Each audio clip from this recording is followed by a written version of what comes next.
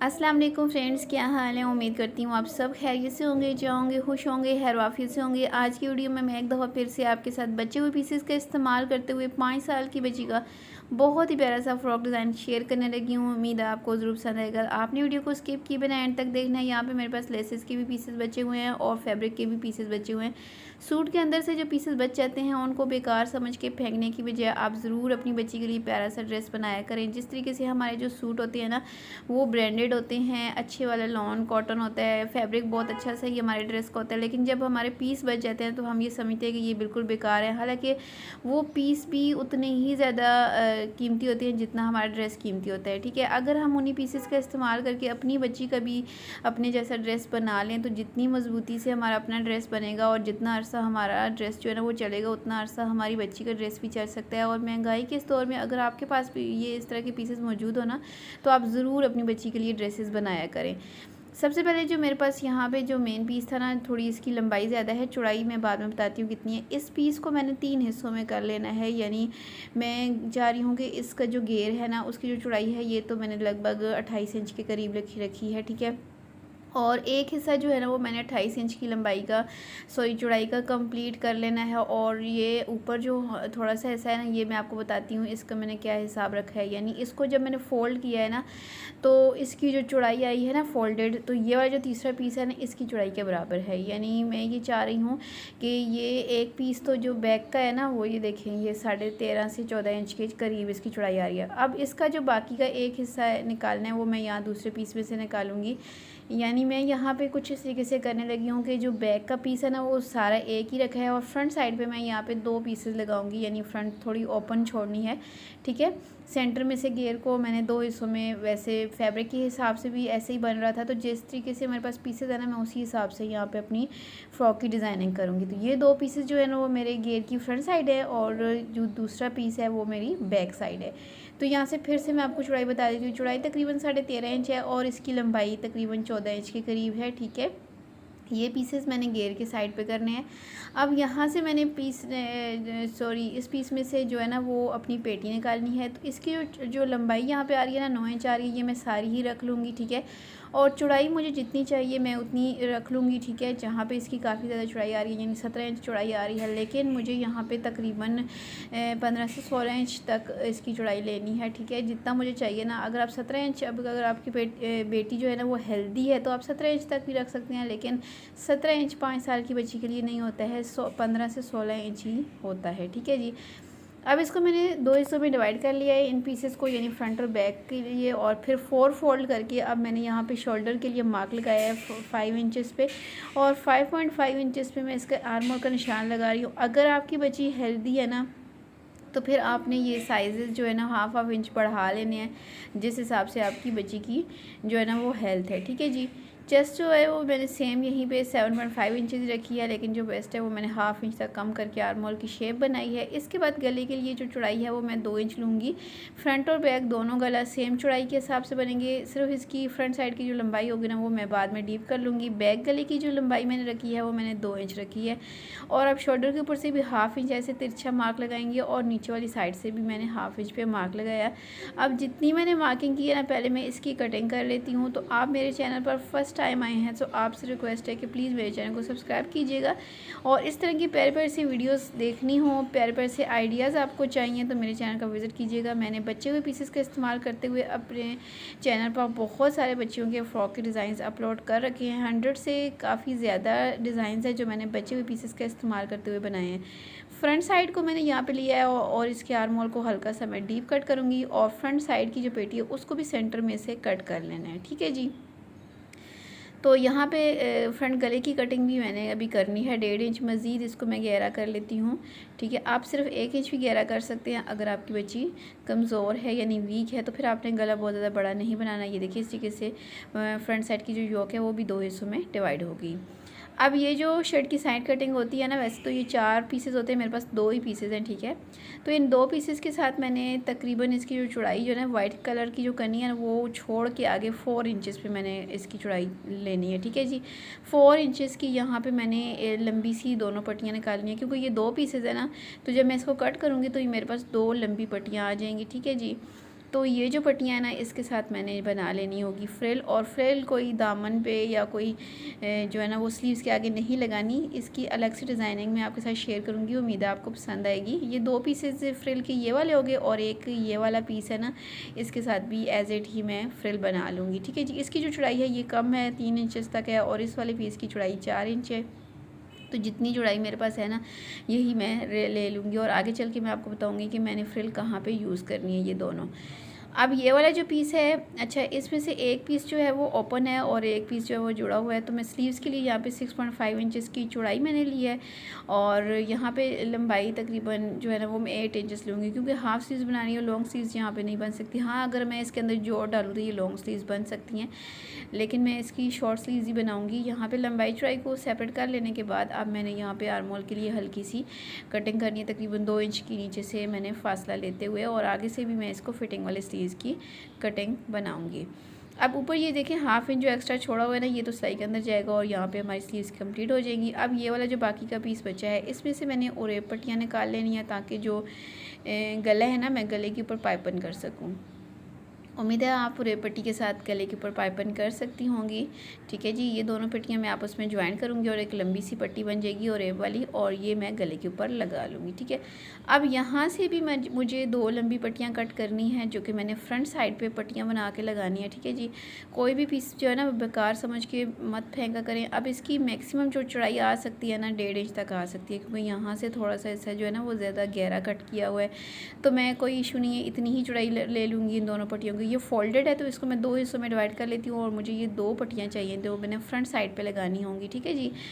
तो इन पट्टियों को भी प्रेस करके इनकी एक साइड को मैं इस तरीके की मदद से प्रेस कर लूँगी। अच्छा जी, अब स्टिचिंग की तरफ चलते हैं। तो सबसे पहले फ्रंट साइड के जो दोनों पीसेज हैं ना, उनको मैंने ऊपर वाली पेटी के साथ स्टिच करना है। इस तरीके से इसकी प्लेट्स बनानी है, और पहले शुरू में से 1 इंच छोड़ के मैंने इसकी प्लेट्स बनानी स्टार्ट करनी है, क्योंकि ये जो 1 इंच है ना, यहाँ तो पट्टी वगैरह आएगी, ठीक है, लेस आएगी। तो इससे आगे जो है ना वो मैंने इसकी बॉक्स प्लेटेड, अच्छा यहाँ पे जो फ्रंट साइड है ना, बॉक्स प्लेटेड मैं बनाऊँगी, ताकि ये थोड़ा खूबसूरत लगे। तो दूसरी साइड पे भी मैं 1 इंच पे मार्क कर लेती हूँ, ताकि जो प्लेट है ना वो मैं 1 इंच से आगे बनानी स्टार्ट करूँ, ठीक है जी। 1 इंच से आगे मैंने प्लेट्स बनानी है इसकी भी, और इसके साथ ही जो इसकी बैक पार्ट है ना, उसको भी मैंने सिंपल प्लेट्स बना के ना तो स्टिच कर लेना है बैक पार्ट को भी, ठीक है। फ्रंट और बैक दोनों को मैंने यहाँ पर ये देखिए, बैक साइड को मैंने इस तरीके से प्लेट्स बना के घेर को स्टिच कर लिया है, और फ्रंट साइड की ये देखिए मैंने कुछ इस तरीके से बॉक्स प्लेटेड ये देखिए इसको स्टिच किया है। बहुत प्यारी सी इसकी शेप आ गई है, ठीक है जी। तो फ्रंट के दोनों पीसेस को यहाँ पे बैक के ऊपर उल्टा करके रखे हैं। अच्छा, बैक को मैंने सीधा बिछाया हुआ है और फ्रंट को उल्टा करके बिछा रही हूँ। यहाँ पे इसकी मैं शोल्डर की जो सिलाइयाँ हैं ना वो मैं यहाँ पे कंप्लीट कर लूँगी, ठीक है जी। एक काम मैं ये करूँगी, और दूसरा काम मैं ये करूँगी, जो मैंने फ्रिल के लिए लंबी पट्टियाँ कट की थी ना, इनकी जो एक साइड है ना उसको मैंने बारीक सा फोल्ड कर लेना है, ठीक है जी। अच्छा, ये वाली पट्टी जो है थोड़ी इरेगुलर शेप में, इसको भी मैं कट करके सीधा कर लेती हूँ, और इन दोनों पीसेस को आपस में पहले जोड़ना है, और फिर इसकी भी मैंने एक साइड फोल्ड कर लेनी है। शोल्डर की सिलाई लगा लेने के बाद अब हमने यहाँ पे फ्रॉक को सीधा करके रखना है, और ये वाली जो पट्टी है इसको भी मैंने ये देखिए सीधा कर लिया है, और एक साइड को मैंने इसकी जो है ना वो फोल्ड कर लिया है बारीक सा। और अब पूरा जो गला है ना राउंड शेप में, इस पूरे गले पे इस पट्टी के साथ जो है ना मैंने फ्रिल बनानी है, और फ्रिल बहुत ही करीब करीब करके बनानी है, क्योंकि इस पट्टी में मैंने जोड़ भी डाल लिया है, मज़ीद इसकी लंबाई को मैंने ज़्यादा कर लिया है, ठीक है जी। ये देखिए इसी के से छोटी छोटी सी प्लेट्स उठानी है, बहुत बड़ी बड़ी प्लेट्स नहीं गले के ऊपर बनानी, और इस पूरी राउंड शेप में हमने ये सारी पट्टी जो है ना फ्रिल बना लेनी है, ठीक है। सीधी साइड पे रख के लगानी है, पट्टी को भी सीधा रखना है, ठीक है। इसके बाद गले के बाहर मैंने तकरीबन 2.25 इंच के फासले पे निशान लगाना है। 2.25 इंच के फासले पे इसलिए निशान लगा रही हूँ, क्योंकि जो आगे हिस्सा छोड़ा है ना शोल्डर का, वहाँ पे हमारी स्लीव्स अटैच होनी है, तो इसलिए आगे हमने स्लीव्स के लिए भी मार्जिन छोड़ना है, ठीक है जी। तो 2.25 इंच ही दूसरे शोल्डर पे भी निशान लगाने के बाद अब मैंने पूरा जो मेरा गला है ना फ्रंट और बैक, इस पूरे गले के राउंड में ऐसे 2.25 इंच के हिसाब से मैंने इस तरीके से मार्किंग कर लेनी है, ठीक है जी। ये तरीका ज़्यादा बेहतर होता है, इससे आपकी जो मार्किंग है ना बिल्कुल परफेक्ट राउंड शेप में बनती है, कहीं पे कम ज़्यादा नहीं होता है। आप गले के राउंड शेप में इंची टेप को घुमाते जाएँ, ठीक है, और ऐसे थोड़े थोड़े से फासले पे डॉट्स लगाते जाएँ, तो इससे आपकी जो शेप है ना बहुत ही अच्छे से राउंड शेप में बन कर आती है। इस तरीके से आप मार्किंग करके लेसेस पीसेस के साथ भी डिज़ाइनिंग कर सकती हैं, फ्रिल बना के लगा सकते हैं, पट्टियाँ बना के लगा सकते हैं। कोई भी आप डिज़ाइनिंग करना चाहें ना, राउंड शेप में या किसी भी शेप में, तो आप इंची टेप को ऐसे अपने गले के गिर्द घुमाएं तो बिल्कुल उसकी जो है ना वो परफेक्ट शेप आती है। ये देखिए, मैं भी आपको उठा के दिखाती हूँ। ये देखें, बिल्कुल हमारी जो है ना फ्रंट और बैक गले की परफेक्ट राउंड शेप बन गई है। और इसको फिर से मैंने ये चौक की मदद से डार्क भी कर लिया है। ठीक है जी। अच्छा जी, ये लाइन भी मैंने डार्क कर ली है। और अब जो मैंने दूसरी लंबी वाली पट्टी तैयार की थी ना, जिसके सेंटर में जोड़ भी डाला था, तो तैयार होने के बाद 3.5 इंच इसकी लंबाई है, इसको मैंने यहाँ पे उल्टा करके रखना है, ये आपने याद रखना है। और अंदर की तरफ करके हमने इसको भी पूरी राउंड शेप में ना ऐसे लगा लेना है। ठीक है, ऊपर की तरफ हमने रखना है और स्टिच करने के बाद हम इसको नीचे पलटेंगे तो ये पट्टी सीधी हो जाएगी। और इसके किनारे पे भी हमने सिलाई लगानी है। तो ये देखिए, यहाँ पे नीचे वाली पट्टी के किनारे पे भी मैंने सिलाई लगा लिया ताकि अच्छे से नीचे की तरफ बैठ जाए। और गले वाली पट्टी भी मैंने यहाँ पे फ्रिल बना के लगा लिया। यहाँ से ये देखिए, स्लीव्स के लिए मैंने थोड़ा सा हिस्सा छोड़ा है जहाँ पे हमारी स्लीव्स अटैच होनी है। ठीक है जी। अच्छा जी, अब हम चलते हैं सेंटर वाली पट्टियों की तरफ। ठीक है, जो कि मैंने यहाँ पे ये देखिए इनकी इस्त्री की मदद से ना एक साइड की जो है ना वो क्रीज पहले से बना ली है, मैंने आपको जैसे कि बताया था इसको। अच्छा, आप इसके अंदर बुकरम वगैरह का इस्तेमाल करना चाहें तो कर सकते हैं। मेरा कॉटन का फैब्रिक था, मुझे ज़रूरत नहीं है इसके अंदर यूज़ करने की, तो मैंने यूज़ नहीं किया। अगर आप करना चाहें तो कर सकते हैं। ठीक है, अब इस पट्टी को मैंने उल्टी साइड पर रखना है। जो साइड मैंने फोल्ड की हुई है ना वो नहीं, दूसरी साइड को हमने ऐसे रखना है और इसके किनारे पर सिलाई लगानी है। ठीक है जी, फोल्डेड साइड हमने दूसरी तरफ करनी है। ठीक है, और दोनों पट्टियों को मैंने यहाँ पे अपनी फ्रॉक की उल्टी साइड पे रख के स्टिच करना है। ठीक है जी, उल्टी साइड पे रख के स्टिच करने के बाद अब हम इन पट्टियों को सीधा करेंगे, यानी हम बाहर की तरफ पहले निकालेंगे। ये देखिए, तमाम जो सिलाई वाला फैब्रिक है उसको ऐसे अंदर की तरफ करना है इस तरफ, और इस पट्टी को जो फोल्डेड हिस्सा है ना उठा के हमने तो ऐसे रख लेना है। ये देखिए जी, बहुत ज़्यादा सफाई के साथ हमारी ये पट्टी फ़ोल्ड हो जाती है।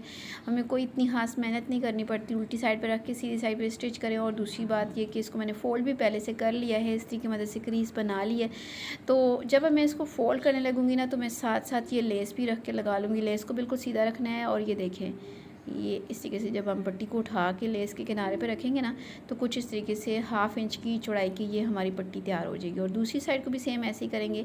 ठीक है, सिलाई के ऊपर हमने लेस को रखना है और पट्टी को उठा के लेस के किनारे पे रखना है और दोनों साइडों की जो सिलाइयाँ वो कंप्लीट करनी है। अब हमने गले के ऊपर इसको बढ़ा के रखना है, ऊपर करके रखना है। एक पट्टी को दूसरी पट्टी के ऊपर रखना है। ठीक है, लेस नहीं दबनी चाहिए। ठीक है, और ऊपर से सिर्फ 1 इंच मैंने छोड़ना है ओपन।